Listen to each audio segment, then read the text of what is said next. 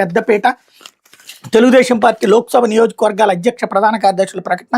బీసీలకు 8 అధ్యక్ష 12 ప్రధాన కార్యదర్శుల పదవులు, 5 స్థానాల్లో మహిళలకే అధ్యక్ష పీఠం. సీనియర్లు యువత మధ్య సమతూకమంటూ తెలుగుదేశం పార్టీ లోక్సభ నియోజకవర్గాల అధ్యక్ష ప్రధాన కార్యదర్శులు ఆదివారం ప్రకటించింది. 25 లోక్సభ స్థానాలకు 5 చోట్ల మహిళల్ని అధ్యక్ష స్థానంలో నియమించింది.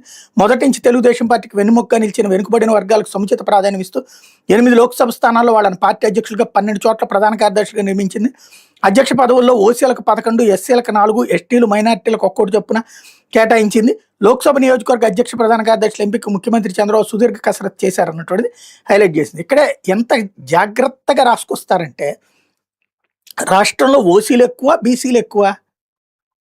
బీసీలు ఎక్కువ కదా, మరి అప్పుడు బీసీలకు ఎక్కువ సీట్లు రావాలా, ఎక్కువ పోస్టులు రావాలా, ఓసీలకు ఎక్కువ పోస్టులు రావాలా? ఓసీలకు 11 వచ్చినాయి, బీసీలకు 8 వస్తే సమన్యాయం చేశారని రాస్తున్నారు.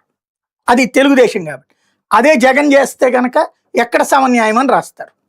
వార్తలు మనకు కావలసిన విధంగా ఎలా మలుస్తారనడానికి సాక్ష్యం అన్నమాట. విత్ రైల్వే ఛార్జీల పెంపు 26 నుంచి అమలు.